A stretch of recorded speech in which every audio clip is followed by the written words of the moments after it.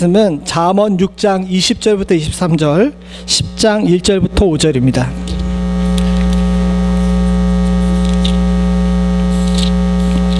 잠언 6장 20절부터 23절, 10장 1절부터 5절 한 절씩 교독하겠습니다. 제가 먼저 20절, 6장 20절 보겠습니다. 내 아들아, 내 아비의 명령을 지키며 내 어미의 법을 떠나지 말고 그것이 내가 다닐 때에 너를 인도하며 내가 잘 때에 너를 보호하며 내가 깰 때에 너와 더불어 말하리니 법이요 시요 훈계 책망이요 곧 생명의 길이니라.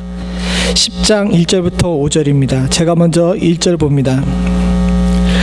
솔로몬의 잠언이라. 지혜로운 아들은 아비를 기쁘게 하거니와 미련한 아들은 어미의 근심이니라.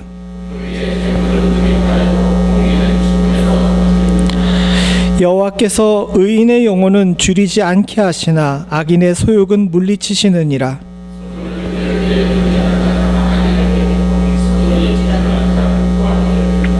함께 읽겠습니다.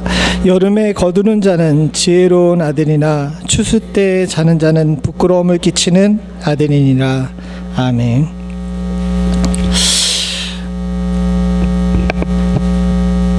우리는 지난 2주에 걸쳐가지고 하나님이 이루신 가정의 구성원들인 우리와 또 하나님이 이루신 가정의 틀인 교회와 우리의 가정에 대해서 함께 살펴봤습니다. 그리고 가정과 교회가 계속 유지되려면 무엇보다도 중요한 것이 다음 세대예요. 오늘 제목은 하나님의 가정하고 자녀라고 이야기했지만 단순히 자녀라는 것이 우리가 육신으로 낳은 아이들만 얘기하는 것이 아니라 오늘 우리가 아이들에게 선물을 주면서 모든 성도들이 함께 우리의 아들, 딸들, 우리의 손주들을 기뻐하셨던 것처럼 다음 세대라고 하는 조금 더 넓은 의미의 세대를 우리가 잘 지키고 또 양육해야 될 책임이 있습니다. 주님께서 이 땅에서 저 하늘나라로 들어 승천하실 때에 우리들에게 요구하신 몇 가지 교회의 사명 또 성도의 사명이 있는데 그것이 뭐냐 하면 첫 번째는 믿음을 지키는 거고요. 두 번째는 가르치는 일입니다. 이 가르치는 것은 사랑하는 성도님들 양육을 의미하는 거예요. 그래서 교회는 양육의 장소입니다. 사실 우리 교회는 굉장히 좀 작은 교회에 속하기 때문에 우리들 식구들이 가족과 같은 모양을 취하고 있지만 제가 전에나 한국에서 사역했던 교회들은 커다란 교회가 되는데 교회가 커지면 커질수록 교회가 가정이라기보다는 학교의 형식을 띠게 돼요. 왜냐하면 그만큼 교회에게 학교라는 가르치는 사명이 교육의 사명이 중요하기 때문에 그렇습니다. 좀 장단점이 있긴 한데 제가 큰 교회 사역해 보니까 그래요. 사랑은 점점 줄고 시스템은 점점 강해집니다. 반대로 작은 교회는 그 반대겠죠. 시스템은 약하지만 굉장히 사랑이 넘치는 그런 교회가 될 수 있죠. 그래서 하나님께서는 이 땅에 작은 교회, 큰 교회를 이렇게 모자이크처럼 흩뿌려 놓으신 것 같아요. 무조건 교회가 커야 되는 것이 아닙니다. 큰 교회가 맞는 신앙생활이 있다면 작은 교회가 맞는 신앙생활이 있어요. 여기에 또한 자녀를 양육하는 것도 마찬가지입니다. 큰 교회 자녀 양육이 잘 되는 것 같죠. 제가 주일학교 100명 되는 주일학교 학생들을 이제 섬겨본 적도 있었는데 사실 학급의 학생 수가 많아지면 어떻게 돼요? 선생님들이 아이들을 일일이 신경 쓸 수 있어요, 없어요? 없죠. 특별히 주일날 3-4시간 정도만 아이를 돌보게 되는데 믿음으로 양육하기가 쉽지가 않아요. 그러나 작은 교회는 시스템은 좀 약할지 모르지만 온 교회 식구들이 자녀들을 모두 다 자신의 아들, 딸들처럼 여기고 기도하고 아끼고 교육하기 때문에 또 그런 부분에 있어서는 유리한 부분이 있습니다. 그러나 또한 큰 교회들은 이렇게 뭐라 그럴까요? 가르치고 교육하는 일에 노하우들이 있기 때문에 작은 교회들이 못하는 그런 훌륭한 교육을 할 수 있는 장점도 있죠. 어쨌든 교회는 이렇게 양육하는 일이 굉장히 중요해요. 왜냐하면 교회는 항상성을 유지하고 또한 길게 봐야 합니다. 왜냐하면 교회는 우리 세대만의 교회가 아니라 주님 오시는 그날까지의 교회거든요. 그렇게 하기 위해서는 교회가 어떻게 돼야 됩니까? 그 틀을 유지하기 위해서 다음 세대를 준비하고 다음 세대를 교육하는 일에 힘을 써야 돼요. 저와 여러분들이 소중히 여기는 멤피스 연합장로회가 천년 백년 가기를 바라해서 이런 말씀을 드리는 것이 아닙니다. 여기서 말하는 교회는 하나님의 공동체예요.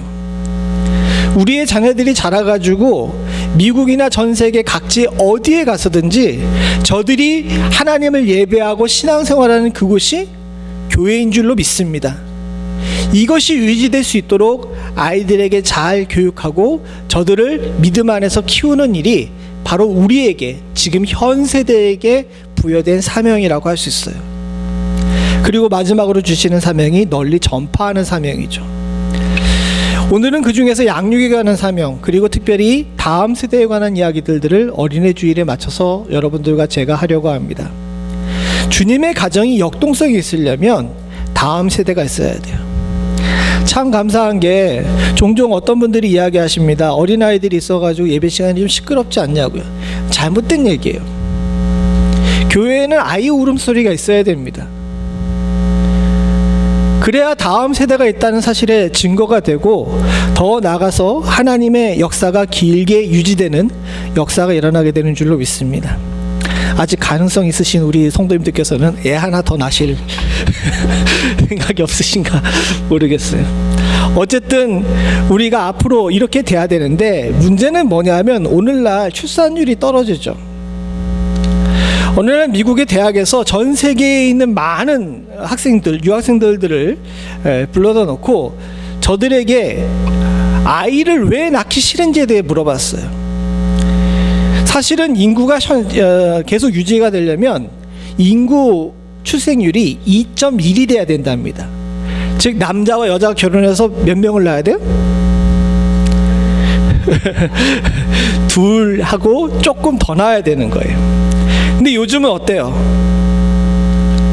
하나도 제대로 안 낳으려고 하고 심지어는 결혼도 안 하려고 합니다. 그래서 참 안타까운 이야기지만 우리의 조국인 대한민국이 전 세계에서 출생률 꼴찌예요. 0.64입니다. 0.64.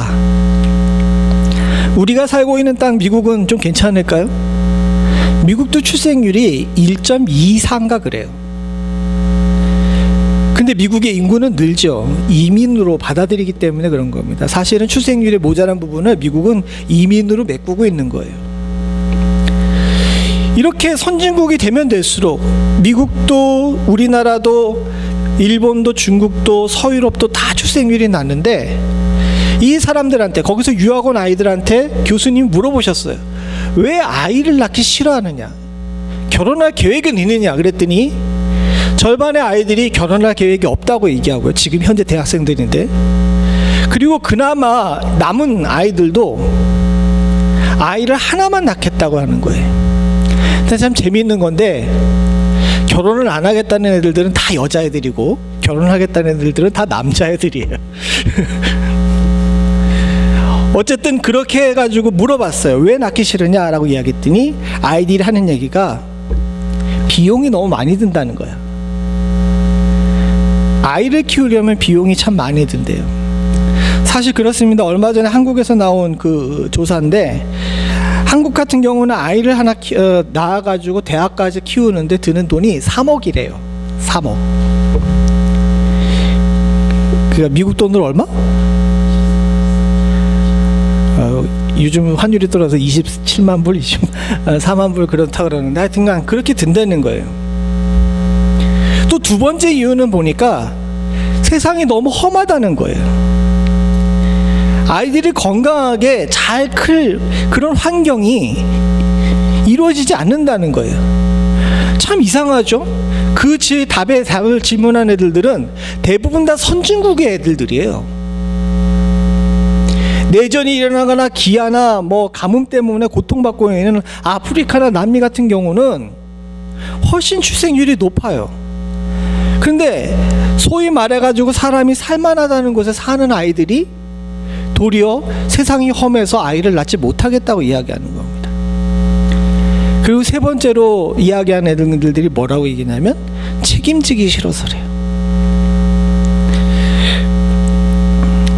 근데 이 이 이야기를 곰곰이 잘 생각을 해보니까 결국 부모가 자식을 낳으면서 제일 원하는 것이 반대로 어떤 것인지에 대해 생각하게 되더라고요. 사랑하는 성도님들, 여러분들이 자녀를 낳을 때 참 기쁘셨죠? 우리 권사님만 기쁘셨어요. 그런데 그 기뻤던 아이들을 키우면서 여러분들 자녀들을 향해서 어떤 소원을 품고 계십니까? 자녀들이 어떻게 되기를 원하세요? 잘이 뭘까요? 여기에 관한 질문은 우리만 아니라 저 옛날에 솔로몬도 했던 거예요. 과연 부모로서 아이들에게 무엇을 기대하고 살아야 될 것인가? 아이들이 교육을 잘 받아서 수억을 들여가지고 소위 말해가지고 좋은 학교 가서 성공하는 것을 바라는 것일까? 아니면 이 험악한 세상 속에서 저들이 안전한 곳에서 보호받으면서 살 수 있는 것일까? 사실 여기에 대한 질문의 답은 잠언 6장 20절에 나오고 있습니다. 여기 한번 보시죠. 같이 봅니다. 아들아, 내 아비의 명령을 지키며 내 어미의 법을 떠나지 말고 그것을 항상 내 마음에 새기며 내 목에 매라. 그 다음에 자녀들을 향한 부모의 기대가 담겨져 있어요. 22절에 같이 한번 읽어봅니다. 시작. 그것이 내가 다닐 때에 너를 인도하며 내가 잘 때에 너를 보호하며 내가 깰 때에 너와 더불어 말하리니. 즉 부모는 자녀가 어떻게 되기를 원하냐면 어디를 가든지 제대로 된 길을 가기를 원하는 거예요. 여러분 그러시죠? 그리고 또 하나 있습니다. 어떤 겁니까? 어디를 가든지 안전하기를 원하는 거예요. 그리고 또 하나 있는 것이 뭐냐면 어디를 가든지 항상 지혜롭게 행할 수 있기를 원한 겁니다.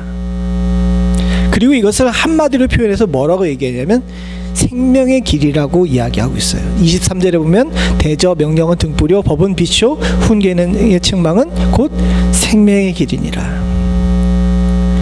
부모는 자녀에게 다른 것을 기대하는 것이 아니라 생명의 길을 가기를 원하는데 지금 현 세대의 많은 부분들이 아이들이 생명의 길을 가기에 참 온전치가 않다고 생각되기 때문에 소위 말해가지고 공부하는 애들들이 지혜로운 애들들이 똑똑한 애들들이 자녀를 낳기를 싫어하는 겁니다. 근데 한편으로는 이들이 굉장히 어리석어요. 왜냐하면 저들은 세상의 방법으로 자녀들이 안전하기를 세상의 방법으로 자녀들이 잘 인도받기를 원하고 있는 겁니다. 근데 그걸로는 기대를 채울 수가 없어요. 그들의 방법과 그들의 생각과 그들이 만들어낸 시스템으로는 생명의 길을 갈 수가 없는 겁니다. 솔로몬은 이 생명의 길을 이야기하면서 하나님의 법을 이야기하고 있습니다. 저 마음에 새기고 목에 매는 것은 아비의 명령과 어미의 법이라 그러는데 더 앞부분을 보게 되면 하나님을 알고 그를 인정하는 것이에요. 여기에 초점을 맞추고 자녀를 양육할 수 있는 지혜가 있기를 간절히 소원합니다. 사랑하는 성도님들, 여러분들도 모두 자녀들이 안전하기를 원하시죠? 저들의 앞의 길이 인도받으시기를 원하시죠? 우리 모두가 가지고 있는 그런 꿈을 이루기 위해서 어떻게 해야 되는지 오늘 좀 살펴보기를 원합니다. 첫 번째는 뭐냐면 자녀를 위해 기도해야 돼요. 13절을 같이 한번 보겠습니다. 같이 봅니다. 시작. 내 모든 자녀는 여호와의 교훈을 받을 것이니 내 자녀에게는 큰 평안이 있을 것이며. 이건 이사야 53장 13절에 나온 말씀입니다. 근데 여기에 보게 되면은 여호와의 교훈을 받는다라고 이야기했는데 이것이 번역이 좀 의역이 되어 있어요. 직역을 하게 되게 되면 밑에 있는 표준세 번역처럼 번역하는 것이 맞습니다. 시작. 주께서 너의 모든 아이들을 제자로 삼아 가르치실 것이요 너의 아이들은 큰 평강을 누릴 것이다. 이게 조금 더 잘 우리에게 와닿죠. 아이들이 모두 다 평안하고 안전하길 원하시는데 그렇게 하려면 어떻게 해야 돼요? 주님의 제자가 되어야 된다는 것입니다. 사랑하는 성도님들, 우리가 자녀들의 평안과 저들의 안전을 꿈꾸고 있다면 누구에게 아이들을 보내야 되는 거예요? 주님에게 제자로 보내야 되는 겁니다. 근데 여기에 문제가 있어요. 우리가 지난 2주에 살펴봤지만 구원의 수성 9단계를 우리가 봤어요. 소중해신 칭수성견령 해가지고 이제 소명서부터 시작해가지고 성화까지 쭉 가는데, 이 9가지 단계가 우리의 노력으로 되는 것입니까? 아니에요. 다 하나님께서 주시는 은혜이고 주님의 주권적 사역입니다. 심지어 우리가 견인하며 신앙생활하는 것도 하나님께서 우리들에게 함께 해주시면 안 되는 거예요. 출발서부터 마찬가지잖아요. 소명이 무엇입니까? 영어로 콜링인데 하나님께서 우리를 어떻게 하신 거예요? 주권적으로 부르신 거예요. 우리가 하나님을 택한 것이 아닙니다. 그럼 여기에 이 질문, 이 말씀도 우리가 잘 생각을 해봐야 돼요. 사랑하는 성도님들, 우리가 막 중국의 무협지에 보듯이 어딘가에 가서 문파의 제자가 되려고 그러면 쫓아가가지고 앞에서 막 무릎 꿇고 날 좀 받아주세요 이렇게 해가지고 제자로 삼는 거로 생각하는데, 주님의 제자는 방법이 달라요. 주님의 제자는 어떻게 해야 됩니까? 주님께서 직접 택하신 거예요. 12명의 제자들을 보죠. 12명의 제자들 중에서 주님을 찾아간 사람이 있습니까?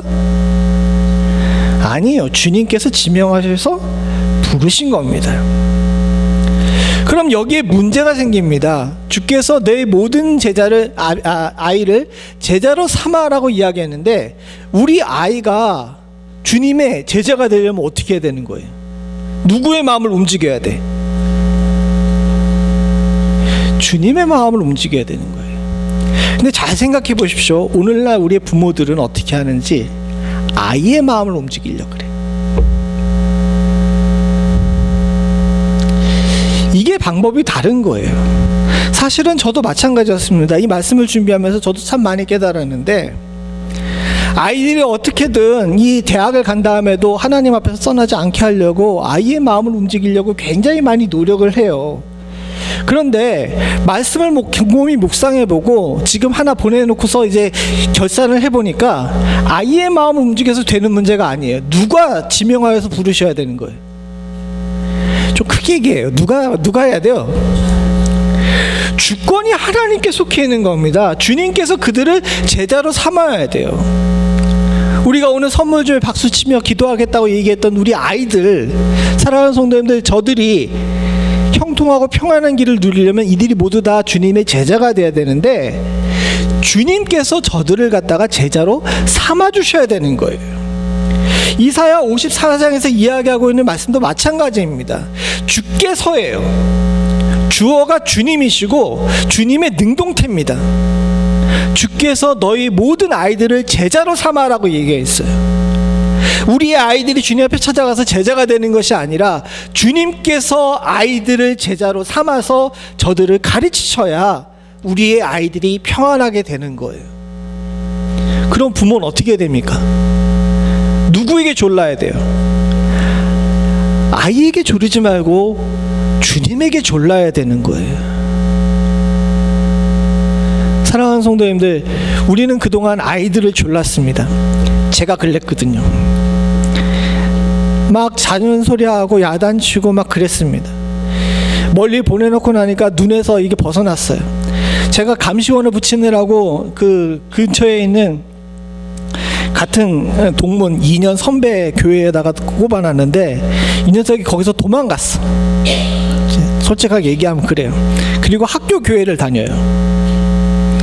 그나마 교회 주일날 다닌다니까 참 다행이긴 한데, 잔소리할 일들이 굉장히 많아진 거예요. 너 그렇게 하면 안 된다, 신앙생활 열심히 해야 된다, 쭉쭉쭉 얘기하는데, 어느 순간인가 아이가 그러더라고요. 아빠, 이젠 내가 예수를 믿는 거지 아빠가 시켜서 믿으면 안 되는 거 아니야? 그러더라고요. 한 방 얻어맞았죠? 할 말이 없어. 지멋대로 하겠다는 거야? 이렇게 이제 그때는 얘기를 했지만, 곰곰이 생각해 보니까 아이가 한 얘기가 하나도 틀린 것이 아니에요. 그리고 잘 생각을 해 보니까, 사랑하는 성도님들, 여기 나온 말씀 그대로 우리가 아이를 조를 것이 아니라 주님께 좀 제발 좀 아이를 제자로 받아달라고 정말 목숨 걸고 기도해야 되지 않나 하는 생각이 들었습니다. 아니, 그래야 되는 거예요. 실제로 주님께서 십자가에 못 박히실 때였습니다. 골고다의 언덕을 올라가시면서 십자가의 그 나무의 무게를 못 이기시는 바람에 한 사람이 십자가를 대신 지고 있었죠. 채찍에 맞고 가시면류관을 쓰셔가지고 이미 체력이 많이 떨어진 상태인지라 많은 사람들이 예수님을 불쌍하게 여겼어요. 누가복음 23장 26절부터 28절인데 26절에 보니까 시몬이라는 구레네 사람에게 십자가를 대신 지우고 쫓아갑니다. 근데 27절에 보세요. 또 백성과 그를 위하여 가슴을 치며 슬피 우는 자들의 큰 무리가 따라오는 거예요. 예수님이 너무 불쌍한 거야. 이런 상황이 되는데 도리어 주님께서 그 죽음으로 올라가시는 그 길에 이 여인들에게 뭐라고 말씀하셨습니까? 28절 같이 보겠습니다. 시작. 예수께서 돌이켜 그들을 향하여 이르시되 예루살렘의 딸들아 나를 위하여 울지 말고 너희와 너희 자녀를 위하여 울라. 사랑하는 성도님들, 지금 우리는 자녀를 위해 울 때입니다. 여러분, 자녀를 위해서, 저들이 하나님의 대자가 되길 위해서 울면서 기도해 보셨습니까? 아이가 공부 잘하길 위해서, 건강하게 크길 위해서 기도하지만 그 모든 것들을 다 품을 수 있는 생명의 길을 가기 위해서, 하나님의 제자가 되길 위해서, 자녀를 위해서 울며 기도할 수 있는 부모가 지금은 꼭 필요한 시대이고, 우리의 다음 세대를 위해서 울며 기도하는 교회가 필요한 세대인 줄로 믿습니다. 자녀들이 하나님의 제자가 되는 것은 좋은 시스템이나 큰 교회나 사랑으로 먹이는 작은 교회의 문제가 아니라, 진짜 중요한 것은 아이들을 위해서 눈물을 흘리며 기도할 줄 아는 현 세대가 있느냐가 중요한 것인 줄로 믿습니다. 사랑하는 성도님들, 자녀를 위해서 울며 기도할 수 있는 부모와 현 세대가 될 수 있는 은혜가 있기를 간절히 소원합니다. 마찬가지로 사랑하는 성도님들과 제가 이렇게 울면서 기도하며 하나님 앞에 제자로 맡기면 동시에 그것으로 끝이냐? 아니에요. 그와 함께 부모로서의 책무도 있음을 기억해야 합니다. 부모로서의 책무는 두 가지예요. 오늘 이 잠언에서 솔로몬이, 지혜로왕 솔로몬이 부모로서 자녀들에게 가르쳐야 될 것 두 가지를 이야기했는데, 첫 번째는 뭐냐면, 사랑하는 성도님들, 의를 가르쳐야 합니다. 의. 이게 굉장히 중요합니다. 왜냐하면 오늘날 부모들은 자녀들에게 주로 뭘 가르치는지 아세요? 성공을 가르쳐요. 아이들 학원에 왜 보냅니까? 우리는 학원에 안 보내니까 조금 그렇긴 한데, 왜 한국의 부모들이 아이들 학원에 보여요? 예? 시험 잘 치기 위해서 보내잖아요. 이건 한국의 문제만이 아니라 소위 말해가지고 요즘에 서구 세계, 제1세계들의 모든 나라들이 마찬가지입니다. 아니, 제3세계를 비롯해 전 세계도 마찬가지죠. 아이들에게 어떻게 올바로 살 것인가를 가르치기보다는 어떻게 성공할 것인가에 대해 가르칩니다. 근데 오늘 성경은 좀 다르게 얘기하고 있어요. 잠언 10장 1절부터 3절에 나오는 말씀을 한번 보죠. 2절부터 3절을 보겠습니다. 시작. 불의한 재물은 무익하여도 공의는 죽음에서 건지느니라. 여호와께서 의인의 영혼은 줄이지 않게 하시나 악인의 소욕은 물리치시느니라. 사랑하는 성도님들, 아이들이 조금 불의한 길을 가도 재물을 얻기를 원하는 것이 요즘의 부모잖아요. 근데 그것을 뭐라고 얘기하십니까? 성경은 무익하대요. 진짜 우리들에게 아이들을 생명을 번지기 위해서 가르쳐야 되는 것은 공의예요. 공의.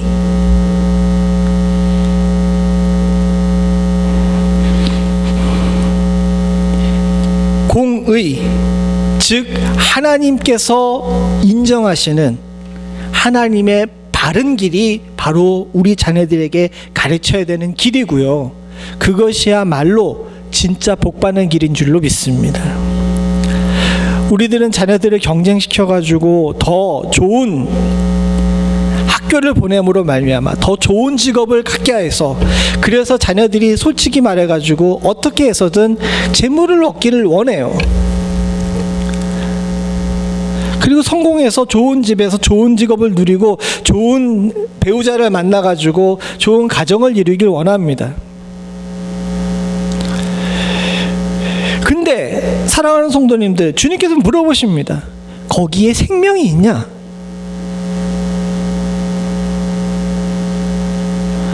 아닙니다. 생명이 없어요. 오늘 읽은 본문은 아니지만 6절을 같이 한번 읽어보죠. 시작.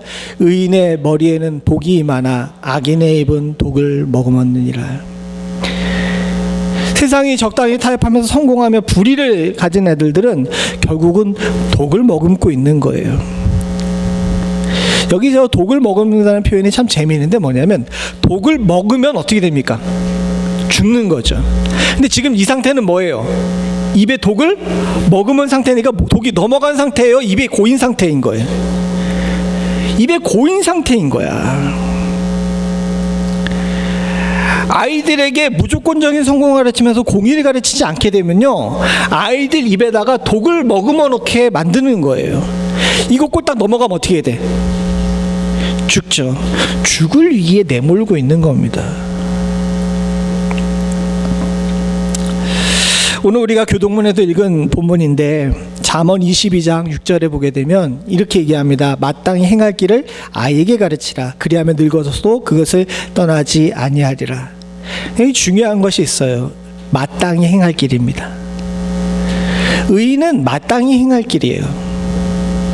믿는 자로서 우리가 아이들에게 가르쳐야 될 마땅한 것이 무엇입니까? 사랑하는 성도님들, 말씀인 줄로 믿습니다. 아이들이 하나님을 경외하고 말씀을 무겁게 여기고 이웃을 사랑할 줄 알게 만드는 것이 우리가 아이들에게 가르쳐야 될 의예요. 2008년에 미국은 아주 큰 일을 당했습니다. 소위 말해서 모기지 대란이라고 큰 일을 겪었죠. 그때 참 놀라운 일이 있었습니다. 소위 말해가지고 월가에 생명보험사들이 굉장히 큰 사고를 쳤죠.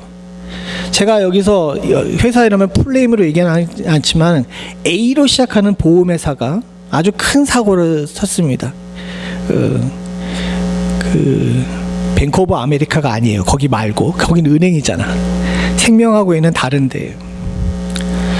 그래서 아주 큰 사고를 쳐가지고 정부에다가 구제를 신청했어요.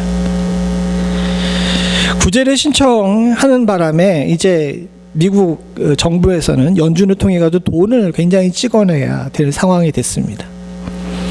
모든 사람들이 다 분노했어요. 제대로 기업을 움직이지 못했는데 그 책임이 누구에게 돌아온 겁니까? 국가와 국민에게 돌아온 거예요. 세금을 찍는다는 건, 사랑하는 성도들 여러분들과 제가 빚을 진다는 얘기입니다. 그런데 이 사람들이 거기에 그 구제금을 받아가지고 뭐 했어요? 뭐 한지 아십니까? 성과금 잔치를 했어요. 자기들끼리 막 돈을 나눠 가진 거예요. 거기 회장이 1억 2천인 불인가 이제 받았어요. 도덕적 해이에 관해서 많은 사람들이 막 비판을 했습니다. 결국은 이 문제로 인해 가지고 대통령이 불렀어요. 많은 사람들이 기대했어요. 그때 당시에 대통령이 야단을 치고 저들에게 제재를 가하기를 원했는데 실제로는 어떻게 되는지 아십니까? 대통령이 어깨를 툭툭 두드리면서 적당히 하세요, 그런 거야. 그 다음서부터는 많은 사람들이 기대 안 해요. 오늘날 젊은 사람들이 소위 말해가지고 금융정권 권력을 가지고 있는 월가나 정치적 권력을 가지고 있는 백악관에 대해서 기대하지 않는 이유가 거기 있고요. 그 결과가 트럼프였어요. 왜 젊은 사람들이 트럼프를 찍었는지 아십니까? 기존의 정치인들이 도덕적으로 온전치 않았다는 거예요. 그냥 몇 년이 지나가기 때문에 그냥 얘기하는 거지만, 여러분들 여기는 그렇게 별로 상황이 그렇지가 않아서 많은 분들이 제대로 못 보셨지만, 저는 그때 집을 잃고 거리에 나앉은 사람들을 봤고 생명을 잃은 사람들을 봤어요. 미국에 처음 와가지고 사역을 시작한 상태였는데, 그때 당시에 제가 섬기던 교회가 LA 노숙자를 섬기는 그런 사역을 했습니다. 금요일날 수요일날마다 가가지고 이제 밥을 나눠주는 이런 일들을 했어요. 그런데 거기 사역하시는 분이 그런 얘기를 하더라고요. 과거에는 흑인들이 많았는데 지금은 노숙자들 중에서 백인들이 굉장히 많아졌다고. 이 사람들을 불과 1년 전까지만 해도 소위 말해가지고 미국 내에서 잘 나간다는 기업의 직원들이었는데 길거리에 나앉은 거예요. 더 큰 문제는 뭐냐면, 이게 인종차별하는 것이 아닙니다. 원래 노숙생활하던 사람은 노숙생활들이 익숙하기 때문에 어떻게 하면 살아남는지를 알아요. 그리고 흑인 노숙자들은 흑인 노숙자들끼리 커뮤니티가 있어. 그래서 신참들이 오면은 어떻게 합니까? 노숙자의 생활을 가르쳐요. 그러니까 생존력이 있는 거야. 근데 이 백인 노숙자들은 왔는데 누가 가르쳐주는 사람이 없잖아. 근데 여러분, LA도 겨울이 되면 추워요. 비가 내리거든요. 영상인데도 얼어 죽는 사람들이 있어요.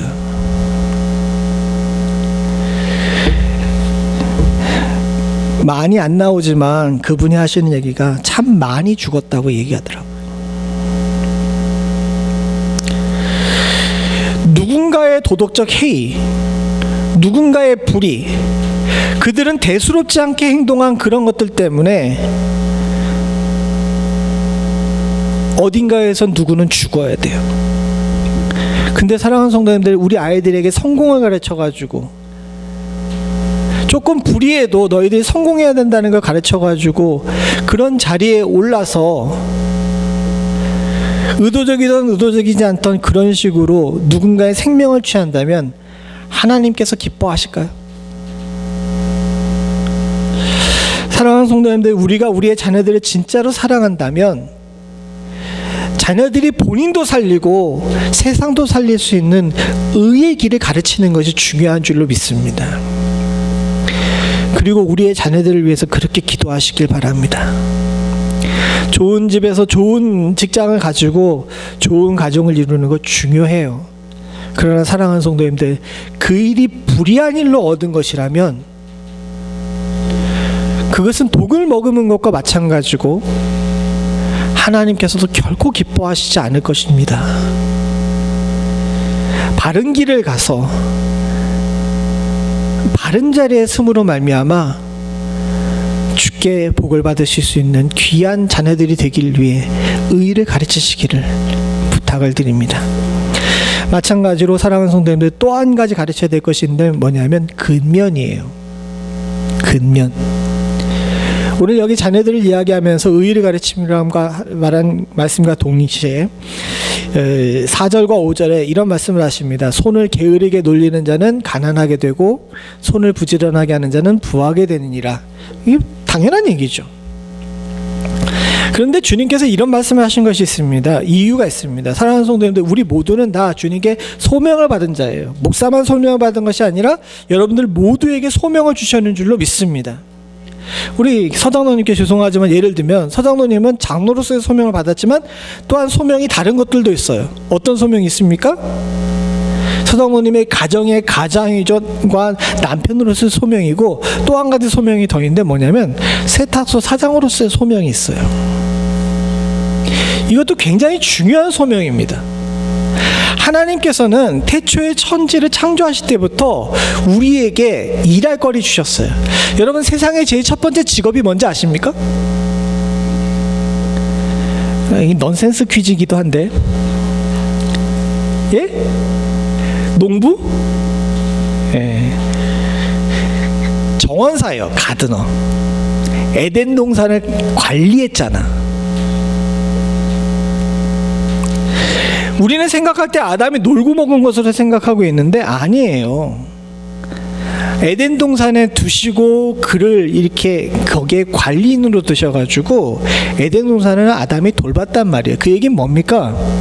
물론 죄 지은 이후에 노동이 격화되긴 했지만 그 전서부터 우리들에게는 일할 소명을 주신 거예요. 저기 나온 근면은 게을리하지 말라는 것은 단순히 우리들 보고 부지런하라는 것을 가르치는 것이 아닙니다. 하나님께서 우리들에게 맡겨주신 소명에 대해 충실한 사람이 되라는 거예요. 이게 프로테스탄트의 윤리입니다. 우리의 자녀들에게도 이것을 가르쳐야 돼요. 오늘날 사람들은 대부분 다 놀고 먹는 것을 굉장히 좋아합니다. 그래서 한국의 아이들한테 너 장래 희망이 뭐냐라고 물어보기도 뭐라고 얘기하는지 아세요? 왜? 우리 집사님이 정확히 건물주라 그래요.